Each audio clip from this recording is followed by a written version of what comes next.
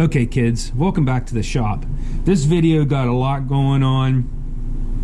This disc sander I made in college, I ended up cleaning that up, you'll see that. This motor, it's a GE motor. I had to wire that because I'm going to use that for this. So I wired a plug and everything for that. And I'm in the process of building this stand, and the grinder's going to go on top here, or the disc sander, and then the motor's going to be down here. So stay tuned. Hopefully you enjoy it. Leave comments and subscribe. I made this disc sander in college. This was machine 1. So the first 2 semesters, first half we cast the parts, the second half we machined it.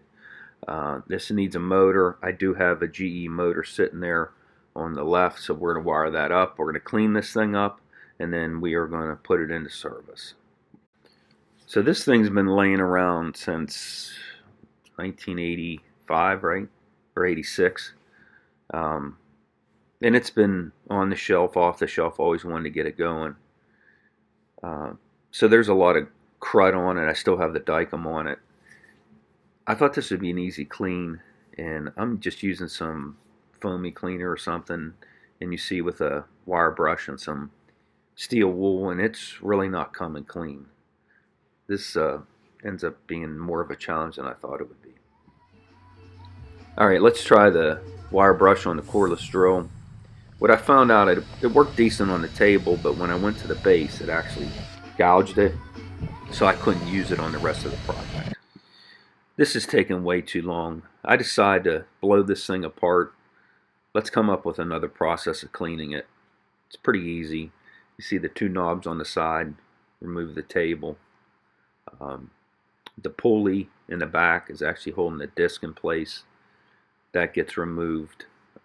This is the support for the tables. I'm removing that now. Swivels, I'll take those off. I do leave the disc on the shaft. I believe that's just threaded on, but there's no reason to take that apart. Also, I remove everything. I remove the support for the table. Comes apart pretty easy.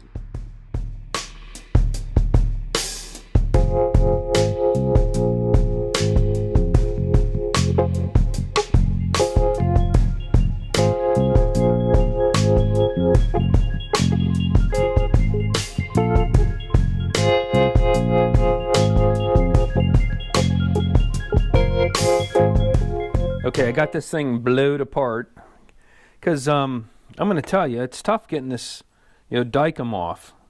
And the only thing I'm getting, I've had this problem for a while, is I've been sanding it. But what I'm going to do is I'm going to throw this in the vinegar and see if that helps. So I just want to show you guys. So this is a part, this was a table support, and this is where it pivoted. This went in here, the support. This is the table support, and this went in like this. Okay, and that's a pivot. So this was a cast part, and you can see this was machined, this was machined, back here wasn't. Of course, had to drill it, and that is tapped. These are drilled. This was the casting. The pattern was off center. That wasn't something that I did. Just like this one. This was machined, this isn't, and it actually looks like this isn't machined in here, but looks like I hit it with a file just to clean it up. This is machined, this definitely machined, and this is here too. So I'm guessing I did this on the rotary table. I'm going to tell you, I don't remember much about machining these parts. This one was simple, just machined that on a lathe. That was simple. And this is screwed, that's threaded on, that's just the opposite. And then this is actually the table support, that goes on like that. So I'm not so sure this was even machined. It doesn't look like it. Looks like it was all a cast. I used a cast, that's a number. This was machined here, and I have some marks here, but I'm not sure what they're for, because they don't line up with the holes. I did notice this one says 7, this says 6, that says 6. I didn't see any other ones, markings. The table, this isn't machined, this was machined. It looked like it was used a fly cutter here. As far as casting, I think this was the most intricate part because it was a 2-part casting. It's a number 6. From what I remember, you would put half of it in. I forget exactly. I mean, I'm thinking, no, what you did, so you put this in, I believe the pattern was pinned together. You put it in. I remember there was a core we put in here. We rammed the mold. That's what we had it done. We rammed the mold. We split the mold apart, and then we took the pattern out. I forget how the those cores work, because you would left the core in, and the core. So the core, the way that worked, it looked like it had a cylinder that was bigger here and smaller, and then you set it in the mold, and then the aluminum went around the core. I think the core was sand, I believe. I don't know. You guys are gonna have to look that up. But I remember this was not solid, and then bored this out. I machined the bushings. This was done with either, I believe this was a fly cutter, it looks like it. This was done with a shaper. I remember we had to use a shaper on part of it, and it must have been that. Now here's something, so here's the knob, and we cast the knob, we turned it, we gnarled it, we bored it to the correct diameter, whatever this was, put it in. I don't remember the process when we thread this. I mean, we might have. This might have been a store-bought bolt. I don't remember. And then we actually pinned it, right, with a roll pin. But here's some of the problems that you can run into. I just happened to have this.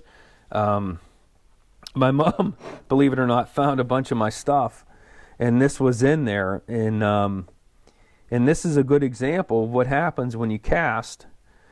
As you can see, there's a void here. So now that I think about it, we must have cast this in place. That's what we must have done. We must have put this rod in the casting, cast around it, and then we thread it. I'm sure we used a die. I don't think we single point threaded. But this is just, something that can happen when you're casting. There's a void, you start machining, and then here, this part was scrapped, right? So that could have happened to any of this stuff. You go through the process, and then it gets scrapped. The other I know I'm rambling a bunch, but the other thing is I wonder why I didn't clean this up more. We must not have had much time, and I have no idea what the grade was. But, of course, we were youngsters. We're in college. Did we really care what it looked like, the end result? Some of us probably did. So let's throw these parts that'll fit. Let's throw them in the vinegar. I'm sure that's going to loosen this up. We can get it cleaned up. Let's clean all this up. I plan on, the parting marks like here. I plan on sanding those or grinding them. I want to get these cleaned up really good, and then. All right, so I toss it in some vinegar. I'm hoping that it'll get rid of the dicum and loosen up some of this crud. While I'm waiting, I'm going to use this graffiti remover. It's called Right Away. I know it works pretty good. It'll take care of the dicum, but it eats up paint, and it's obviously not good for your skin. So let's try that. You see I'm pointing to a cut in my finger. It was burning. You need to put gloves on and your safety glasses. I did a quick half-hour soak here just to see if it would do something, and it didn't do anything. It didn't put a dent in the dicum, and it really didn't clean anything. That Right Away is the ticket, so I'm going to come up with another process here, something quicker. What I ended up doing was just using that Right Away, the graffiti remover. I sprayed it on the dicum. I went over to the parts cleaner, and with the wire brush and the parts cleaner solution, I got rid of all the dicum. Now I'm going to show you how I actually polished the aluminum or cleaned it up. All right, I got this figured out now. If you can tell, I started putting them back together, but look how nice and shiny. This part I didn't do yet. Hopefully you guys can see the difference. I did the disc.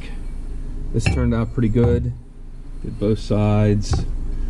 And I did the table. I didn't do the bottom of the table. No one's going to see that. So what I did was I tried a bunch of stuff. I tried using my 220 and steel wool. I put a little sanding disc on my Dremel tool. That worked, but that was getting a little ridiculous. I put a bigger wire brush on my cordless drill, and that actually scarred things.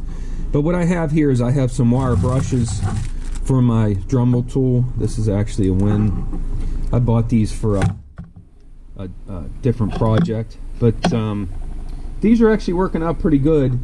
Also, what I did was I had a little buffing wheel here. I don't know what I did with it, but I actually hit this with the buffing wheel and it didn't make much of a difference.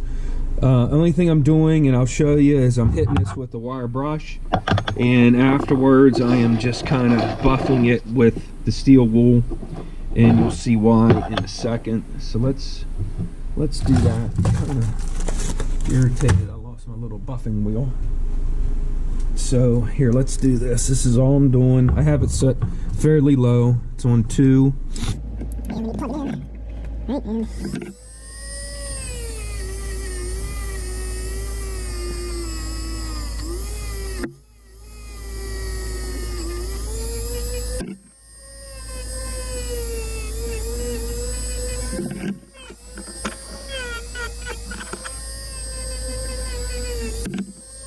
Alright, so now what I want to show you, see the kind of discolorations?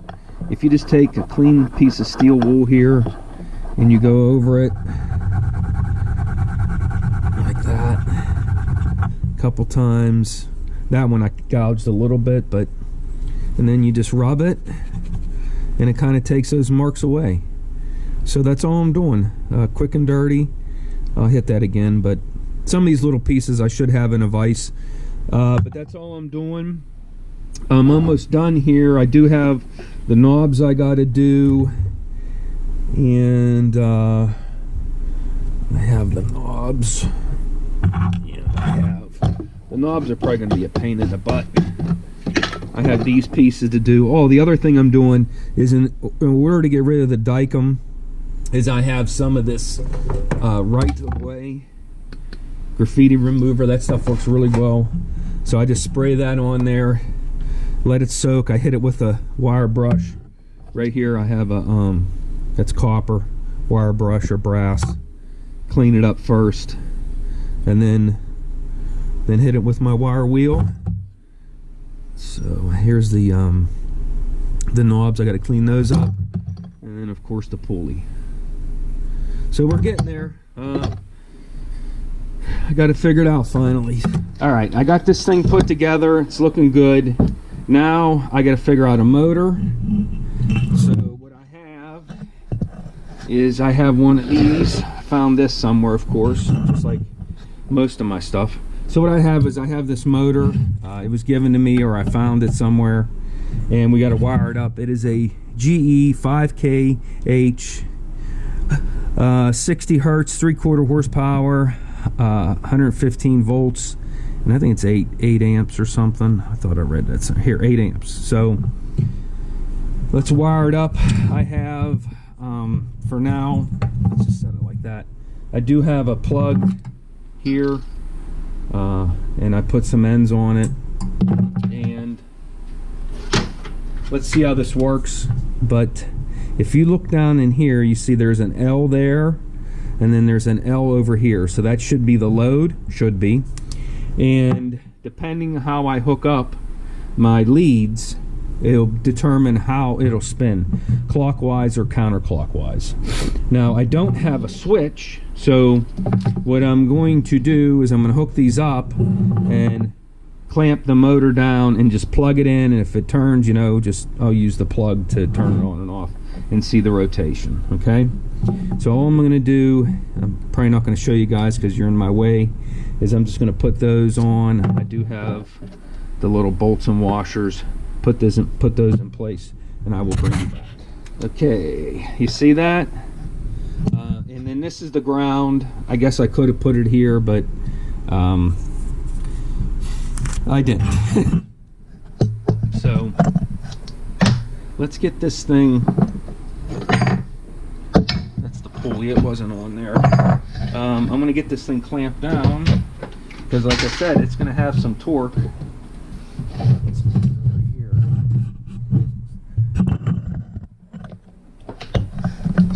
Okay.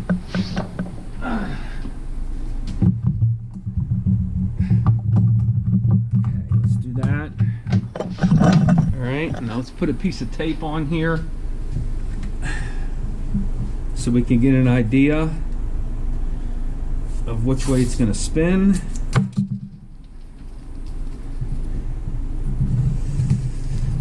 Okay, so let's be careful here because I don't know what's going to happen. Okay, can you guys see? So it should come on. Okay, good. Ooh, it didn't sound good, did it? Woo!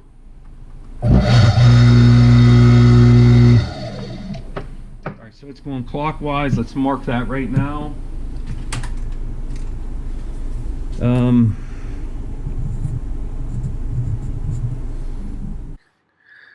I also mark the lugs in the back, which is the black wire, which is the white wire.